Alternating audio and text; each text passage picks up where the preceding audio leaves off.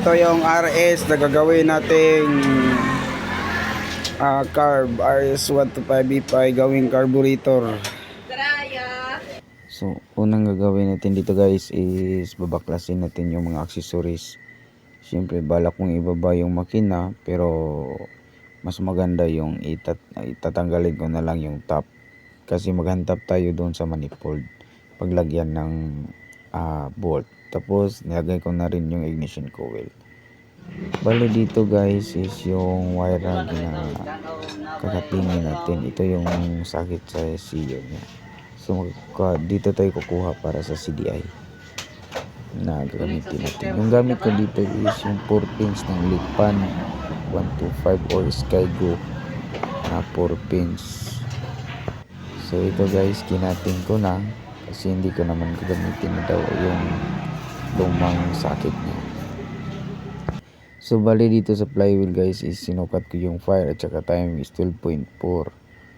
Yun. So isusukat ko din yun sa gagawan ako ng bagong pulser. Tama na pulser. So dito sa flywheel niya guys, tinabas ko na yung mga kunting mga bukon niya dun sa flywheel. Kumuha ko ng bago.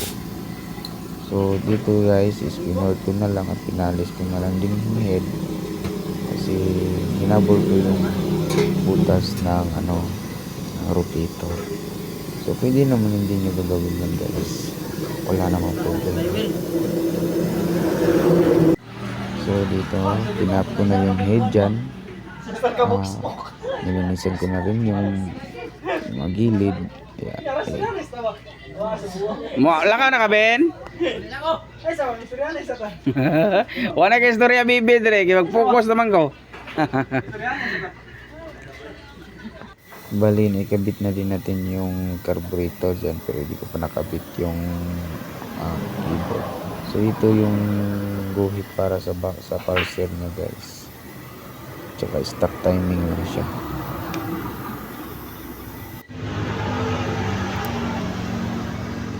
So bali, kagabit ko na yung flywheel cover niya. Dito sa Picas na wala kayo yan. Pwede ko na yung i-try kung may kuryente pa yung trabaho natin. Wait lang. Oh. Ay, yun mo nakita video. Ano? Pakita mo. Dire. Layo mo, layo. Ano? Layo eh. Parang Platino na pre.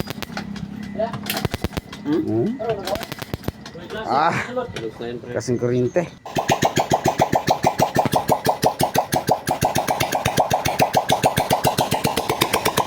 Andar na nga to ang FI na G-carb.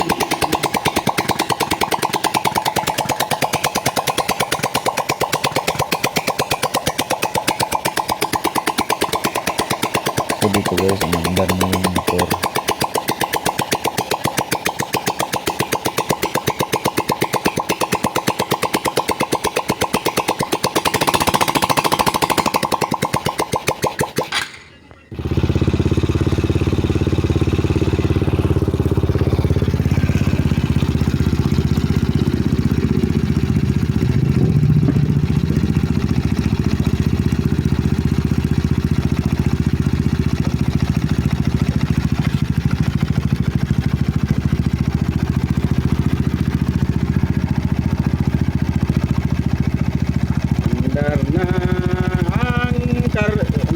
Tawagan ni ron RS125 carb, dili na FI. Dili na ni FI kay naka-carb naman.